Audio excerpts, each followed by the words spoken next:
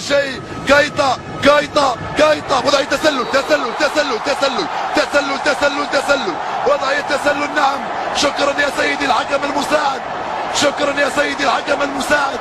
وضعية تسلل.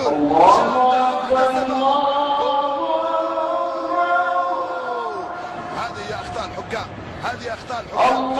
تخطي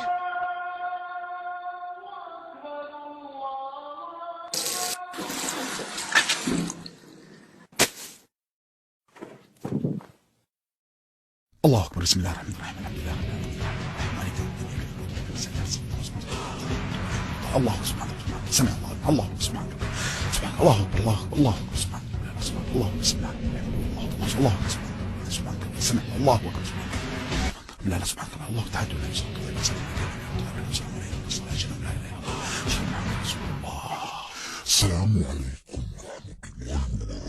السلام عليكم ورحمة الله وبركاته.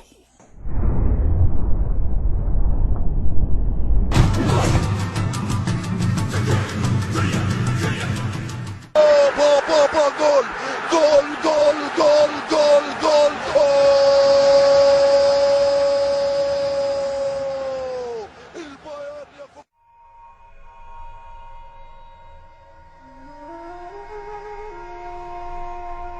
السلام عليكم. إذا وصلك هذا المقطع معناته الله سبحانه وتعالى يريد بك خيرا، محبك وبده يعلمك.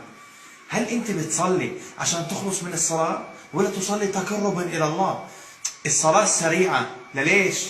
قال عليه الصلاة والسلام للرجل اللي دخل المسجد وصلى بسرعة قال ارجع فصلي فإنك لم تصلي. ما قال له صليت انكبل، قال إنك لم تصلي. قال ارجع فصلي فإنك لم تصلي.